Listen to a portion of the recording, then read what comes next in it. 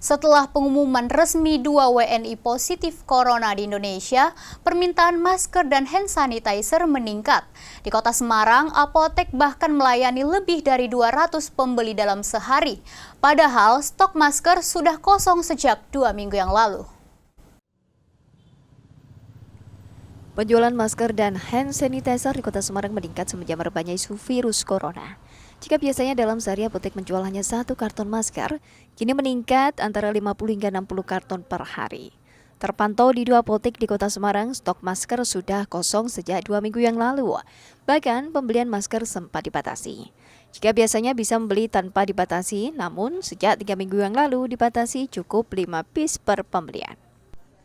Hampir 2 bulan sejak pertama kali merebaknya isu virus corona, sebenarnya pembelian sempat mereda di 1 minggu yang lalu karena stok menipis dan meredanya isu.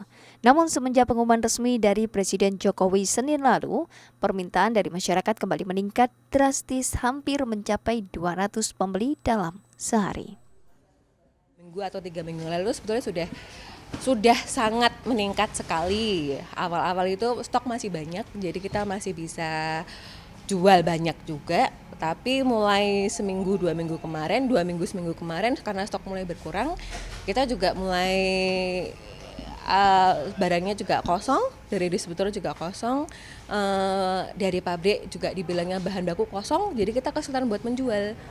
Dan ini kemarin apalagi setelah ada pengumuman dari Pak Jokowi, banyak yang cari stok masker, nggak tahu ada chaos lagi gitu kan, ada chaos yang sampai orang ketakutan gimana. Hand sanitizer, kalau masker memang kita karena udah dari seminggu yang lalu kosong, jadi kita nggak bisa jual.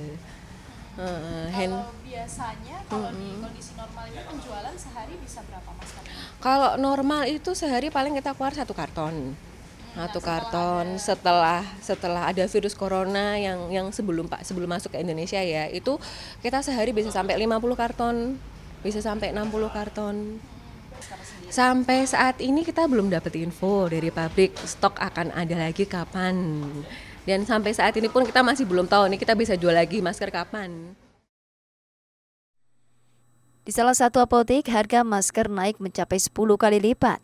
Jika biasanya 1 box masker dijual dengan harga 30 ribuan, semenjak isu corona meningkat hingga Rp250.000.